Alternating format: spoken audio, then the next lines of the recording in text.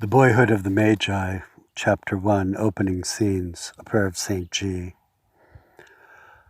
Bother, the day is too fine for these impediments. What ho, Zoomi! You tripped lightly through these colorings. For the village green was certainly a bustle of kaleidoscopic garments, taking extra tone from this bright morning's shimmering sun-star.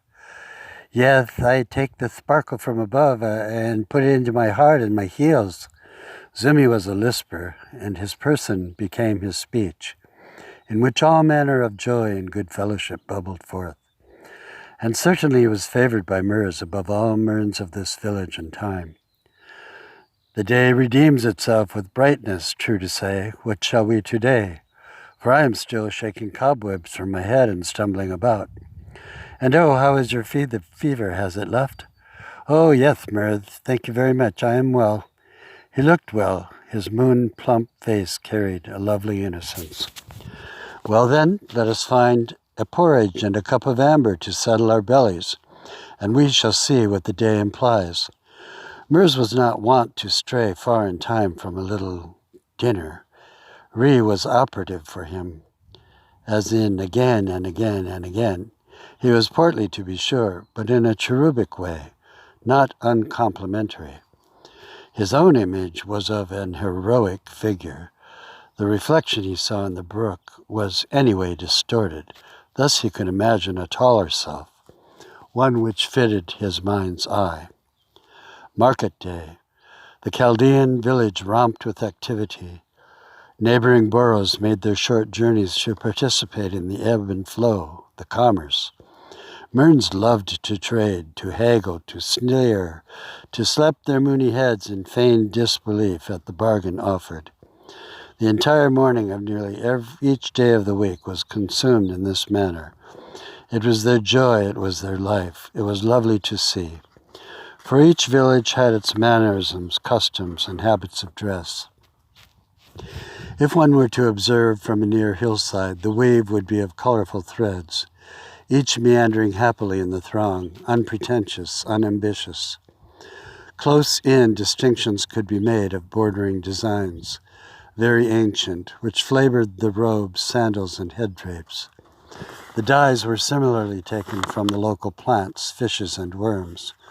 Thus, when a long journey was made, the tones from this small valley were distinguishable. But long journeys were rare. It seemed that troubles always followed, and easier it was to live the simple, sequestered life which had ruled Murn populations for uncounted generations. There was, however, an ominousness in this time. A dim awareness was growing that their happy life was an artifact, and their ancient tales established in their minds that these unencumbered times were not always so. The inn at which the two companions settled was a favorite meeting place. Too early for grog, yet a happy spirit stirred. Zoomi, I stake a denarius for the certain outcome of our match today. Will you have it? Said Murs. Our match? Is it our match? Is it, Murs? Well, of course, we no longer play at matches since, of course, our years are progressed. But the village, our lads in the yoke. Yes, the yellow tops. They are spirited, replied Zoomi. They are swift. They fly through the forest and leap the brook. Shall we perch upon our oaken bough to observe all effects at the deep turn? Yes, at the deep turn, Zoomi. Splendid. Whether the wood itself could withstand another such match was in question, the spectators being more vandalous than the players. Each lower limb of substance became a springboard of hopping, throbbing, yelling Murns, from tops to bearded ones, all of one aspect, total glee.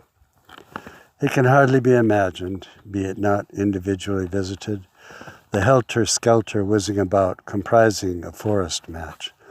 The tumult of gleeful cheering matched only by the rambunctious nature of the running, dodging, finessed exchanges of possession among the lads, as they made alive the wooded glen with their unstopping wizardry.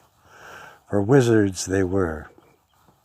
It was nearly impossible to maintain a fix on the play. The previously devised stratagems of onrushing troops, leftward feints, ambushes, false forays, all at boyhood speed, left even the onlookers breathless. The dashing about was infectious. Villagers skittered upon rocks, climbed vines, stacked carts, all manner of invention to view the game. And they were as exhausted as the boys, what with falling in the water, tripping over stumps, shrieking and laughing themselves to a floppy frenzy. Oh yes, the match was a marvel. In the end, the village hardly knew who had won, for the uproar and recreation were universal. All had played. Oh, happy days.